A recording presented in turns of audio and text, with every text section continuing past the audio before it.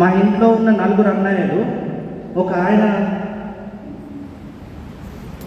Rice మిల్లో పనిచేసేవాడు, ఇంకొక ఆయన వృత్తి విధానం పనిచేసేవాడు, ఇంకొక ఆయన పట్టిగా మా అమ్మతో ఉండేవాడు, నేనేమో చదువుకునేవాడిని. మరి అందరూ ఒకే రకంగా ఉండాలి కదా, ఎందుకు ఇలా ఉన్నారు? దీనిని ఒక దగ్గరికి జ్ఞానం అనేది ఎలాంటి జ్ఞానం ఉంది, అందరినీ ఒక దగ్గర తీసుకొచ్చే మార్గం ఏమన్నా ఉందా? స్వాధ్యాయం ఉన్నది, వేరే పూజలు ఉన్నాయి, కొంతమంది మాలలు వేస్తున్నారు. మరి వీళ్ళందరూ దేనికోసం వేస్తున్నారు? వీళ్ళందరి యొక్క లక్ష్యం ఏమిటి? మరి వీళ్ళందరూ కూడా మంచిగా ఉండాలి కదా. ఇలా ఉన్నన్ని రోజులు బాగుంటారు, తర్వాత మామూలుగా మళ్ళా అందరిలాగా అబద్ధాలు ఆడుతున్నారు, మోసాలు చేస్తున్నారు, కొట్టుకుంటున్నారు, తిట్టుకుంటున్నారు. మరి వీళ్ళందరూ మారే మార్గం ఏమిటి అనేది నాకు చిన్నప్పటి నుంచి క్వశ్చన్ అన్నది. ఎందుకంటే నేను కనీసం 35 మార్కులు కూడా తెచ్చుకొని పాస్ కాని వ్యక్తిని అన్నమాట. అంటే ఎవ్రీ సబ్జెక్ట్లో ఫెయిల్, ఒక తెలుగులో సోషల్లో మాత్రమే పాస్, మిగిలిన అన్నింటిలో ఫెయిల్. అలా నేను వెతుకుతున్న టైంలో 10th కూడా ఫెయిల్ అయ్యాను ఒక మార్కుతో. ఆ ఒక్క సంవత్సరం నేను అన్నీ నేర్చుకున్నాను, బయట వ్యవహారాలు. ఇంకా ఎదిగిన తర్వాత కొత్త ప్రపంచంలో ఇంటర్మీడియట్ 5 సంవత్సరాలు చదివాను. మరి ఈ అన్ని చదువులు ఒక్కొక్క చదువులలో ఒక్కొక్క వ్యక్తి ఒక్కొక్క రకంగా వెళ్తున్నాడు. అంటే 10th వరకు 10 సంవత్సరాల వరకు ఒకటి, ఇంటర్మీడియట్లో ఒకరు నాతో ఉన్న వాళ్ళు సైన్స్కి వెళ్ళిపోయారు, ఇంకొకరు సిఈసికి వెళ్ళిపోయారు, ఇంకొకరు మ్యాథమెటిక్కి వెళ్ళిపోయారు. ఉన్న 4 ఫ్రెండ్స్ కూడా 4 రకాలకు వెళ్ళిపోతే నేనెక్కడికి వెళ్ళాలనేది ప్రశ్న. అంటే చరిత్ర తీసుకున్నాను, హెచ్ఈసి తీసుకున్నాను. ఎందుకంటే బ్యాంక్ లెక్కలు నాకు కుదరట్లేదు, లెక్కలంటే కుదరదు, చదవంటే కుదరట్లేదు. 5 సంవత్సరాలు ఫైట్ చేస్తే ఇంటర్మీడియట్ 5వ సంవత్సరంలో పాస్ అయ్యాను. ఎందుకు పాస్ అయ్యానంటే ఖచ్చితంగా పాస్ అయ్యి డిగ్రీ చేయాలన్న ఒకే ఒక లక్ష్యంతో అదే సమయంలో నాకు ధ్యానం అనేది దొరికింది. అంటే ఒక వ్యక్తి 5 సంవత్సరాలు ఇంటర్మీడియట్ చదువుతున్నప్పుడు నేను ఎందుకు చదవాలి, చదివిన దాన్ని మళ్ళీ ఎందుకు రాయాలి, రాసిన దాన్ని మళ్ళీ ఎందుకు ఉద్యోగం చేయాలి? చివరికి మనిషి ఏంటిది, కోటి విద్యలు కూటి కొరకే అన్న చదివిన తర్వాత ఆ ధ్యానంలో నాకు ఒకేసారి ఫస్ట్ టైం దొరికిన పుస్తకం ఏంటంటే పత్రిజీ గారి జీవిత చరిత్ర. ఈయన మన బోధన వాసి శంకర్ నగరు. ఈయన జీవిత చరిత్ర ఏంటిది, ఈయన సివిల్స్ కలెక్టర్ కూడా రాసి అలాంటి జాబ్ రాకపోతే ఒక మంచి కంపెనీలో ఉద్యోగం చేసి దానికి రాజీనామా చేసి మళ్ళీ ధ్యాన ప్రచారానికి వెళ్ళిపోయాడు. ఈ ధ్యానం అనేది ఎందుకు, ఈ ధ్యానం వల్ల ఏం లాభము, ఈ ధ్యానం ఎక్కడికి తీసుకెళ్తుంది అన్న ప్రశ్నకి నేను వెతుకుతున్న దానికి 2 మ్యాచ్ అయ్యాయి. అప్పుడు నా డిగ్రీ ససేమిరగా ఫస్ట్ ఇయర్ ప్రమోట్ అయ్యాను, సెకండ్ ఇయర్ డిటెండ్ అయ్యాను. మళ్ళీ అదే సంవత్సరంలో మళ్ళీ పోరాడుతూ మళ్ళీ పాస్ అయ్యాను. 3వ సంవత్సరంలో నేను 3 సంవత్సరాలు ధ్యానం చేస్తూ చదువుకున్నటువంటి పుస్తకాల యొక్క జ్ఞానము 3వ సంవత్సరంలో మొత్తం ప్రశ్న పత్రంలో అదే రాశాను. చివరికి ఏం తెలుసుకున్నాను అంటే, నీకు షణ్మతంబుల చిక్కి, అంటే నువ్వు ఎన్ని చదువులు చదివినా ఏమి చేసినా చివరికి ఏంటిదంటే నువ్వు దేహం కాదు ఆత్మ అని తెలుసుకోవడానికే ఈ ధ్యానం దొరికింది అని నా పుస్తకాల ద్వారా తెలుసుకున్నాను.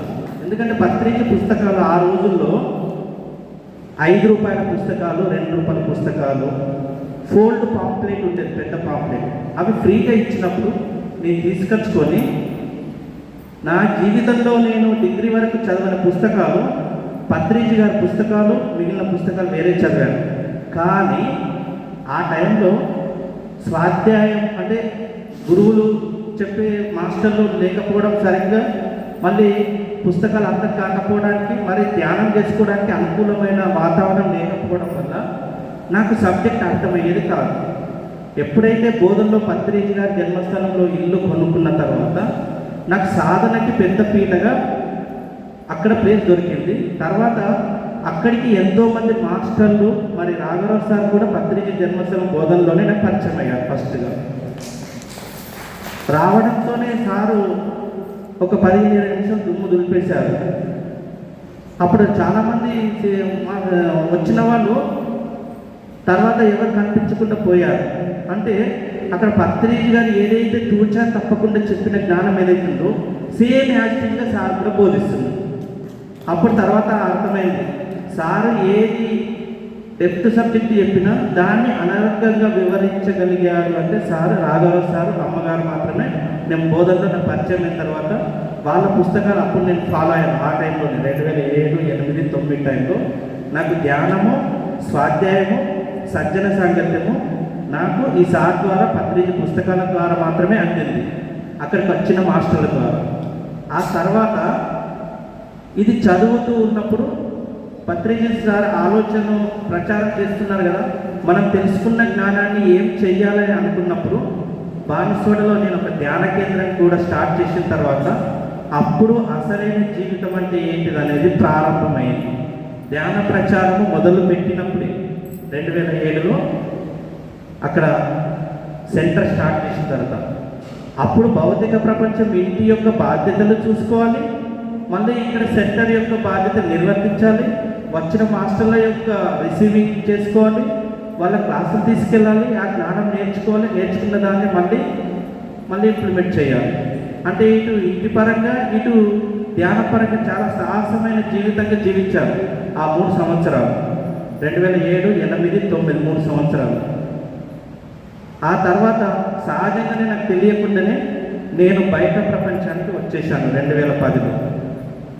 వచ్చిన తర్వాత ఇంకా సాహసమైన జీవితం మొదలైపోయింది.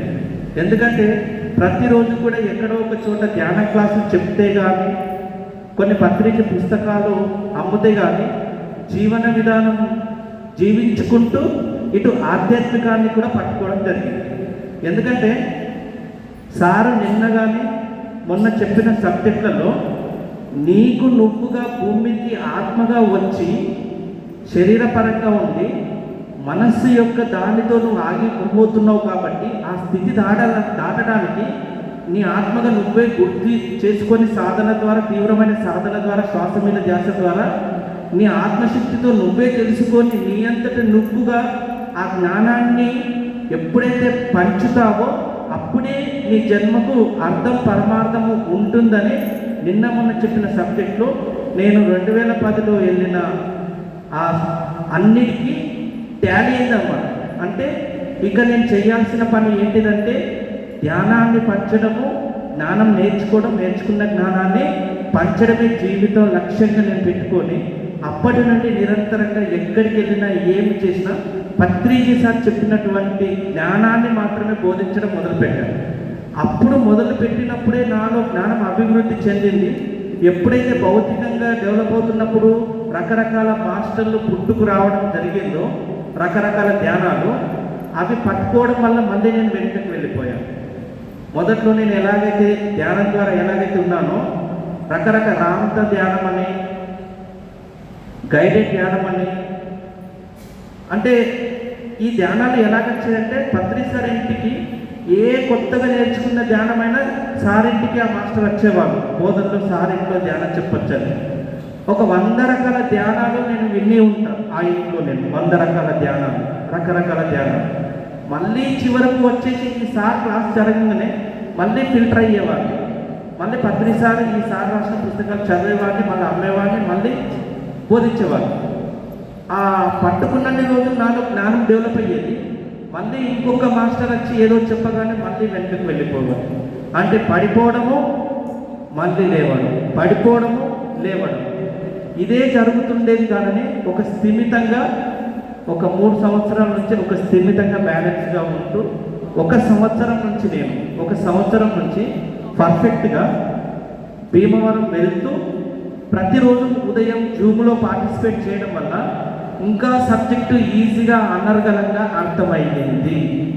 ఎందుకంటే మీకు ఈజీగా అనర్గళంగా అర్థం కావాలన్నా ఒక రోజు వచ్చి 2వ రోజు రాకుండా 3వ రోజు వస్తే మీకు గ్యాప్ రావడం వల్ల కూడా